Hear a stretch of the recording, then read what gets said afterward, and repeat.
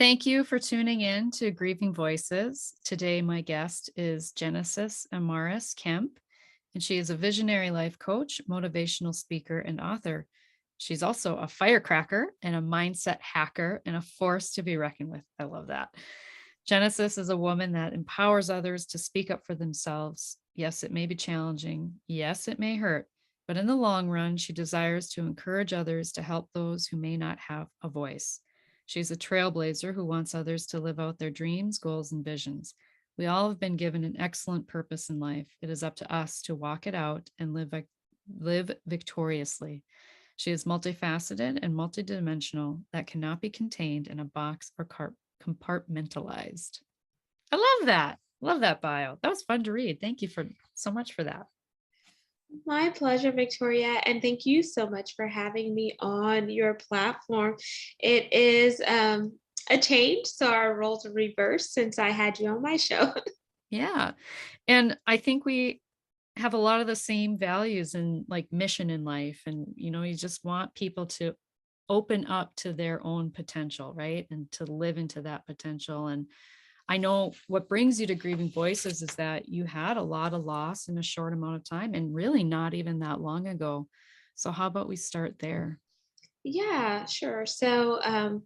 My grief journey started. If I go back to when I lost my little cousin, who was like a sister to me. We were only 3 years apart. That was 2015. She lost her battle with lupus. She was only 20 years old, and she had a tragic death where she fell off the toilet and bashed her head into the sheetrock. And we're not sure if it was the medication that they gave her that interacted with something else. So that was a hard death for me to deal with in 2015 because Vanessa and I were super, super close. Then in November of 2020, my father passed suddenly due to medical negligence. So it was 8 days after having a surgical procedure. And how that journey started for me was my dad walked into the hospital just for his blood sugar levels being elevated in the middle of the pandemic.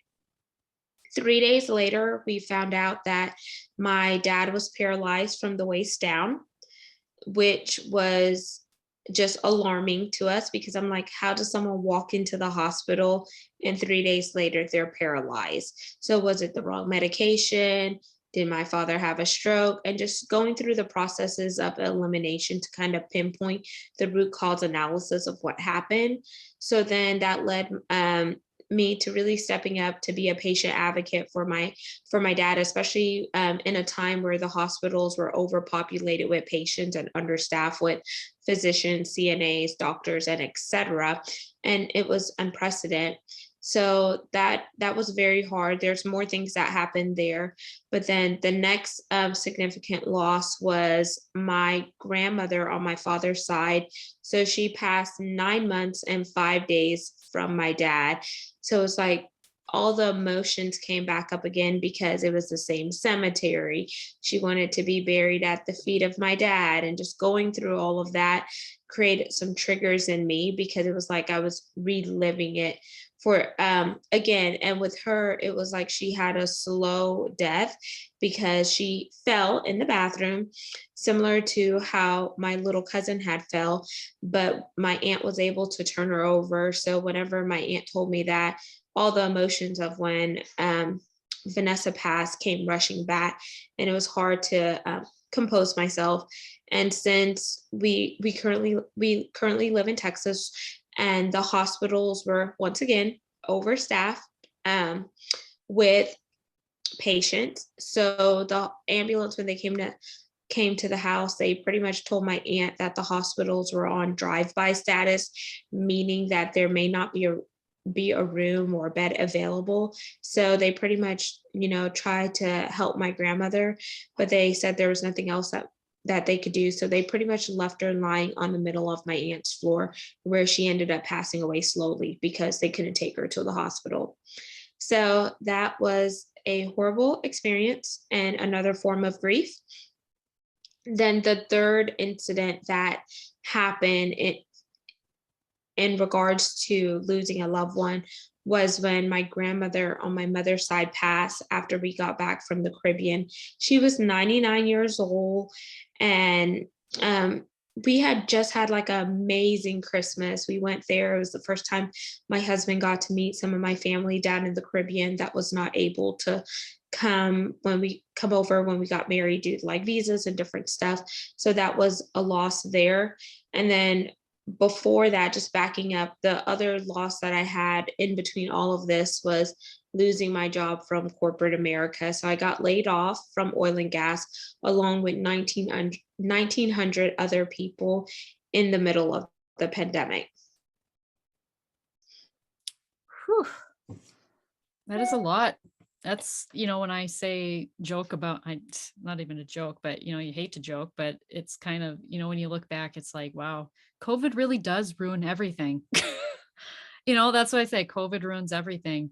Um, that's a lot. And I just want to extend my heart and thoughts and prayers to you and your family, because that really wasn't that long ago. And so I want to start or go back to with your father. Did you ever find out what caused his death specifically? Like, did he have like a medical event, or did you ever find out? Yeah, so we found out bits and pieces. So for the paralysis, we figured out that my dad did have a stroke, even though one facility told me that he did not have a stroke. So they pretty much lied. But it wasn't until we got to rehab that they said, "Oh, he has all the signs and characteristics of a stroke." So had they caught it sooner, they could have, did preventative measures to help, rehabilitate him faster, or we could have got him to a neuro center. Then that led my dad to get a bed sore, so a sacral wound, which ended up becoming infected, which he got sepsis. So in order to get rid of sepsis, you have to go through a lot of blood transfusions and different stuff like that. That also led him to having an emergency neck surgery. And then from emergency neck surgery, there was like so many other things that happened there that I don't want to be long-winded. So it was a hard process, and then it got to the point where my dad just felt like he was not getting adequate care from going from one hospital to rehab, then back to the hospital because he got worse in the rehab, where his stomach began to swell and distend. And it was just so hard. Like you could just feel my father's stomach. It felt like rock hard, to not being able to see family because the hospitals went on lockdown because of the COVID numbers rising so high. So they stopped visitors. And then my father came home. So I tried to do the best that I could to be like home health, along with bringing in the appropriate disciplines like OT, occupational therapy, PT, physical therapy, having a nurse come in, having a person come in to clean them and stuff. And that's a lot of resources. And, insurance only covers so much. So we didn't have full time care. So when they weren't there, it was all hands on deck, which were either myself, my mother, and then whenever my husband wasn't working, my husband. But it was very hard and strenuous. And I tell people my hands go up to caregivers because people don't realize how much a caregiver goes through. I just What was that time frame from start to when your father passed away? Like, how long did this drag out? So May to November, so not that long. But even 5 months can feel like 5 years, right? Yeah. Oh, I just had a conversation that I recorded with a patient advocate. Actually, she had her own personal experiences with her husband, and it really pushed her forward to now be a patient advocate. For she had shared a statistic, something to the effect of well over 200,000 deaths occur every year to medical negligence. I would love to talk to her. So yeah, you definitely. Yeah, I can connect you for sure. Um, and given, uh, I want to discuss this because I think it really is truly important. What do you feel like personally in your experience?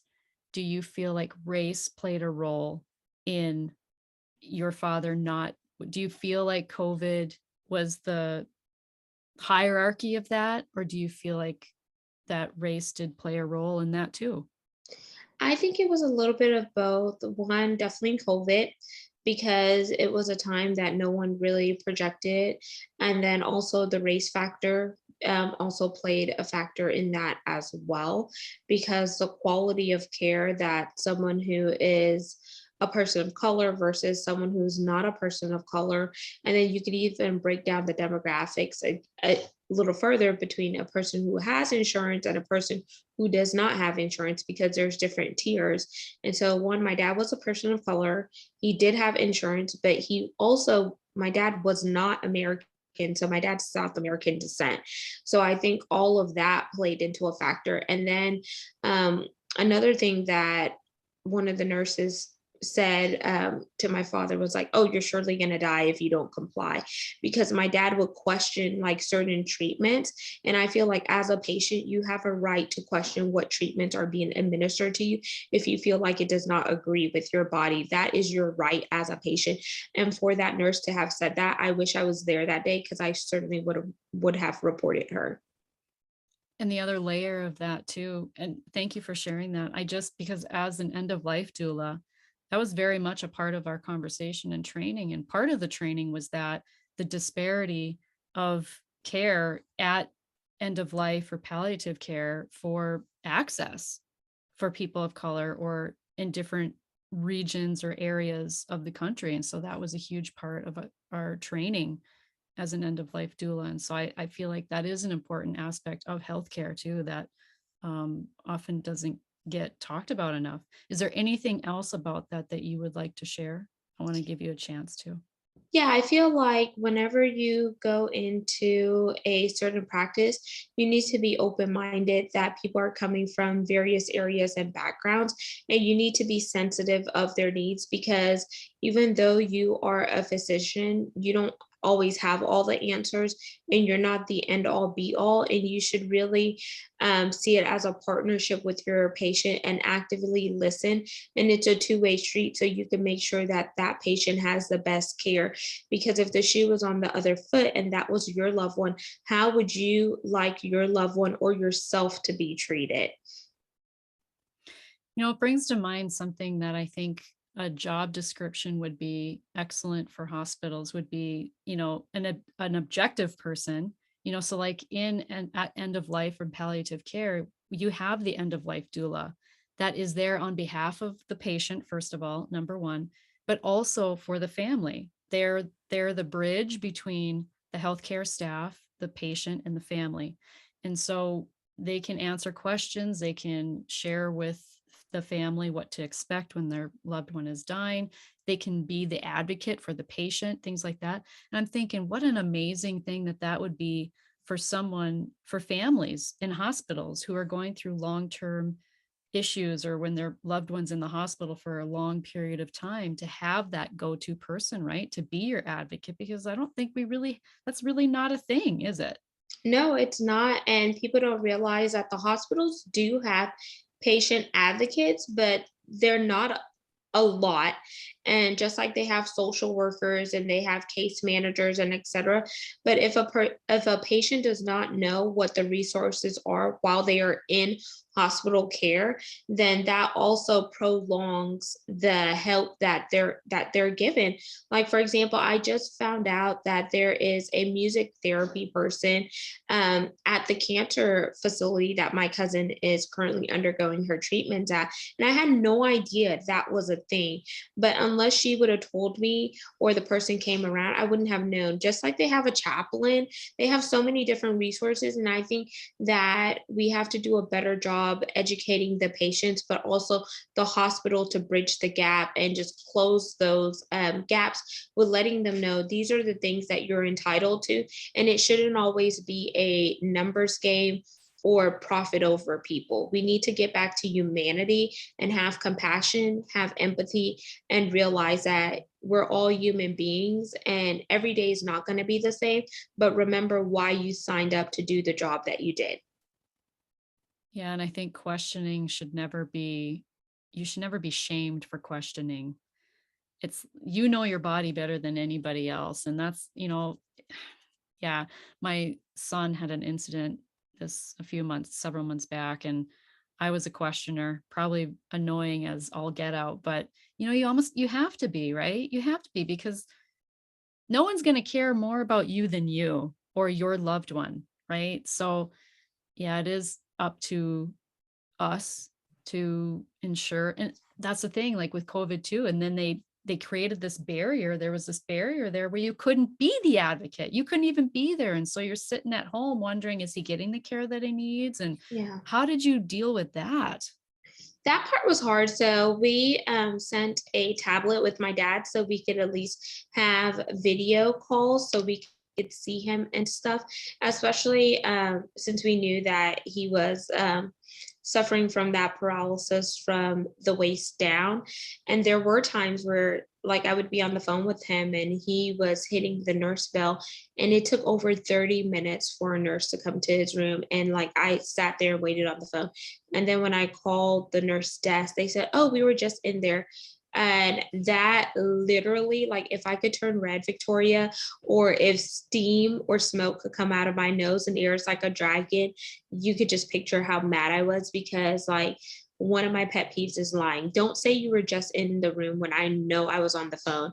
So that was just one incident. And then another thing that happened out of all this stuff is I lost another dear friend. So my best friend's dad ended up passing after he had surgery too, like a few hours. And then my friend was misdiagnosed and her organs ended up shutting down only to find out that she had lupus. So in the height of the pandemic, they put her in a medically induced coma for 4 days. And it was just horrendous. So all of these things have happened along with me losing loved ones. And then so just me having to be a patient advocate and help with other people was also mentally taxing.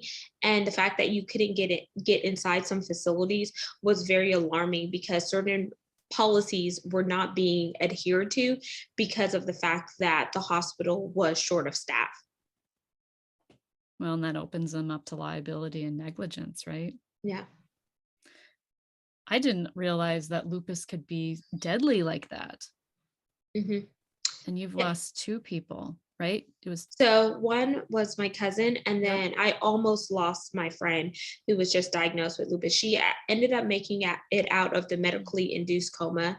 Um, then she had a stroke, similar to my dad. So a lot of the symptoms that she had actually mirrored what my dad had. So that was another trigger for me.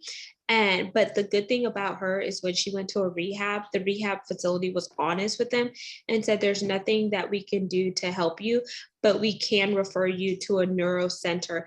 And when she went to that neuro center, she had to learn how to walk again. She had to learn how to use her arms again. And that was the best thing. And I said, man, looking back, I wish I would have known about this neuroscience center that worked on neurology and stroke patients. So I could have put my dad there versus the damn facility that I put my dad in for rehab, because it was like everything was like rush, go, go, go. Because whenever the insurance is paying, they only cover a certain amount of days in a hospital, a certain amount of days in rehab, certain amount of days in long-term acute care, and et cetera. And they like are rushing. You don't have enough time to do all your research. But if they would have given me like a week, like, hey, we need to move, da da da, and based on insurance, I would have, been better prepared. And yes, my husband even got on me because he was getting frustrated. He's like, you should have been researching this. But I had no idea it was going to come to the point that I needed to hurry up and move him to another facility. And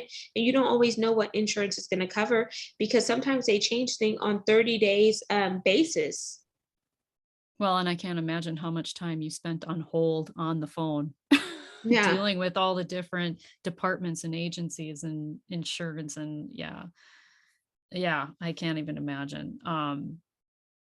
So what got you through?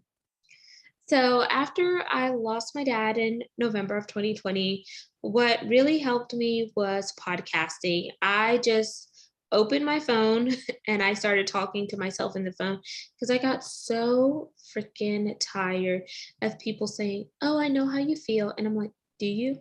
Have you lost a parent? Because both of your parents are very well and alive. Or, he's in a better place, Mm. which I'm like, okay, I understand that. Or the spiritual people, since I come from a religious and spiritual background, oh, well, the Lord give it and the Lord take it away. The Lord would never put more on us than we can bear, Genesis.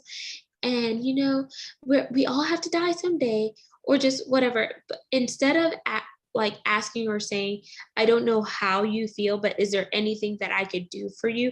Versus preempting your assumptions and judgments onto me, knowing what I was dealing with, because you don't know the triggers. You don't know like other things that I went through. You don't know that my dad and I were super, super close.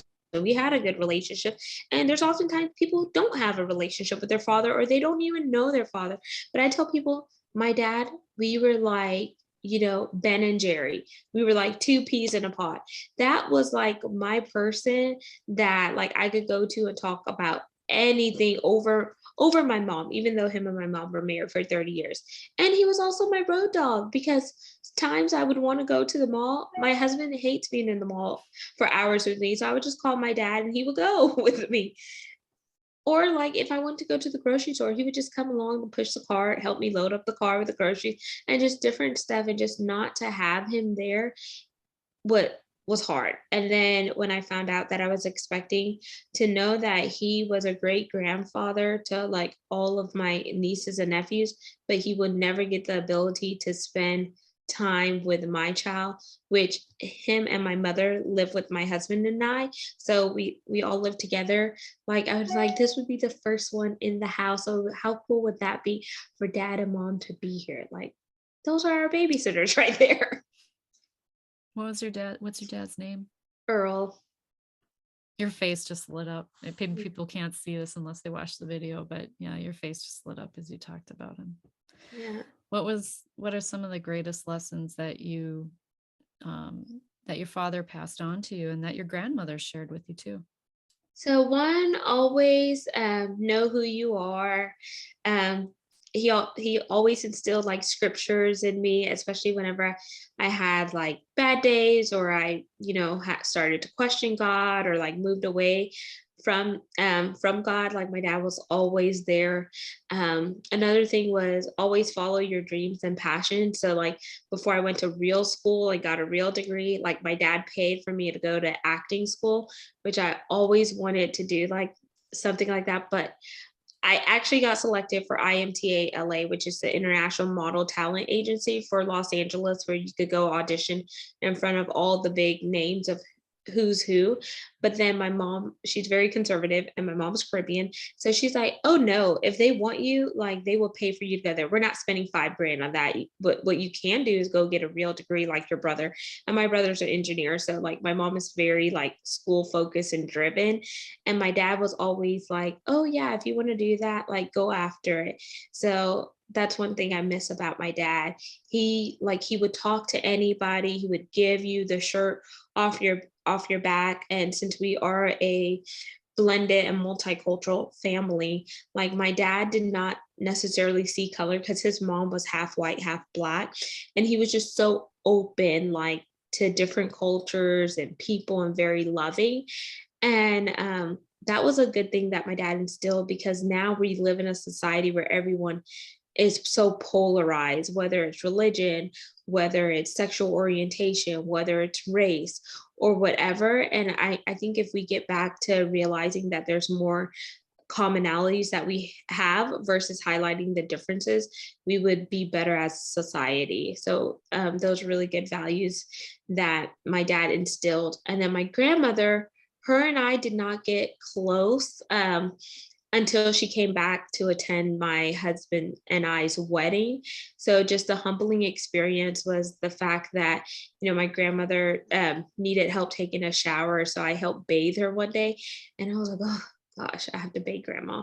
And so that was like very like humbling, and she was very sassy. And then, I found out that she really likes to play dominoes. So her and my husband got to play dominoes. So that was cool. She was a great baker. She loved crossword puzzles, and that's something I like to do. So um, she was doing her crossword puzzles, and then I started doing them. And when she passed on, like, I got all the crossword puzzles that she had left from my aunt's house. I was like, I got dibs on grandma's crossword puzzles. So that was cool with my dad's mom. And then with my mom's mom, the beauty of that was the fact that she was 99.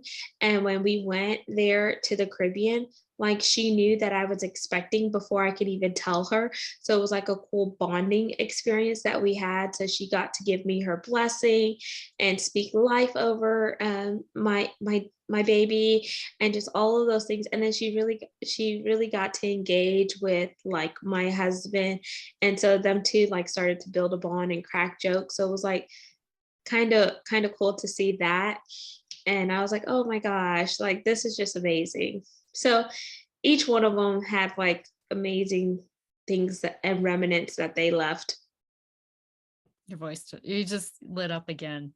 Yeah. I can see you have so much love for your family, and as we all do, but just how you lit up talking about them.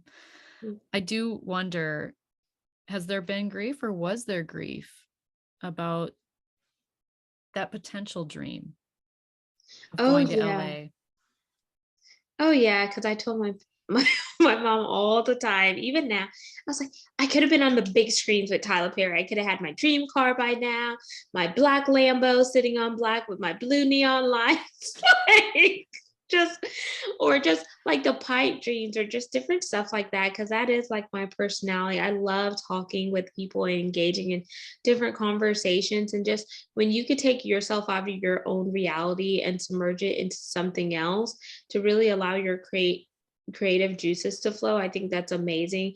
And I have a lot of love for like the producers, the writers, the illustrators, and etc. Because there's so many things that go involved in that people from the outside looking in don't realize. And I was like, at the end of the day, there are people just like we are, even though they have like, the nice house, a nice car, and etc. But like, I was like, money doesn't make you, but money does act as a vehicle to get you what you want, so you could like give back to society. Because there's so many charities that I want to partner with, like lupus, and I want to partner more with the cancer center, and find cures for diabetes, and different ways to pair like a nutritionist with every like diabetic person, so they can reverse diabetes, and just different stuff like that. I have so many goals and dreams, but like without having all the resources, you're not able to check those off your list just yet. I say just yet because I do believe in manifestation and the law of attraction.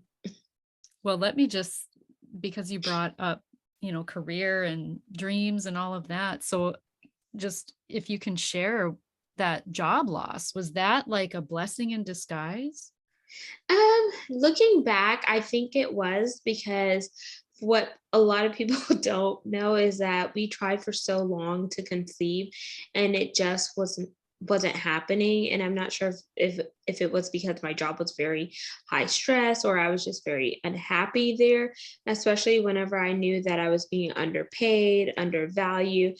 And I things did not change for me until I spoke up after the whole Black Lives Matter incident, when I was in the vice president's meeting. And that's where I got a $20,000 salary increase 1 week later. Good for you. And I got a bump in my classification level from a 15 to a 22.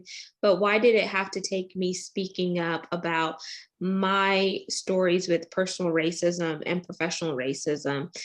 Um, and it was just heart-wrenching. And I think what really gave me the umption was just knowing the fact that I had my book out on the market, and I was doing work in the diversity, equity, inclusion, and belonging space outside of my day-to-day job in corporate. But I feel like when you come from a good old boys club that's male dominated, older Caucasian white men, like, you have to work twice as hard to be seen and heard without doing things that compromises your morals and values, because sometimes people are just wanting to get ahead so bad, like they do things that are unscrupulous or things that would demean who they are.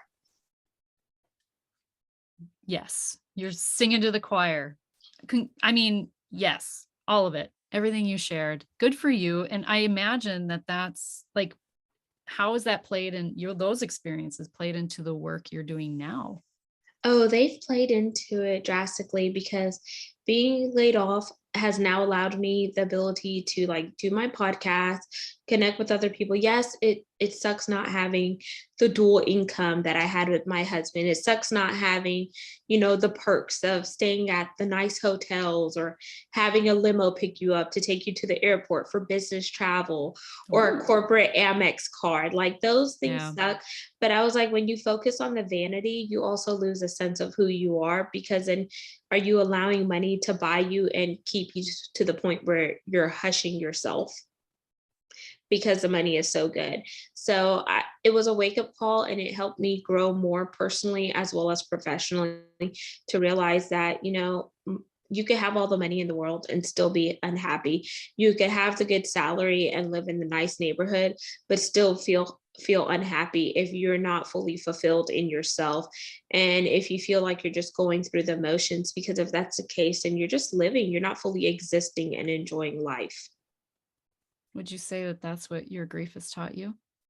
Yeah, I would definitely say grief has taught me that it's a hell of a journey and a ride. And there are some days that, I have to take a mental health day where I feel like certain things will happen where I feel triggered. Like right now, I'm funeral out. Like I don't want to go to any more funerals because it's been a lot.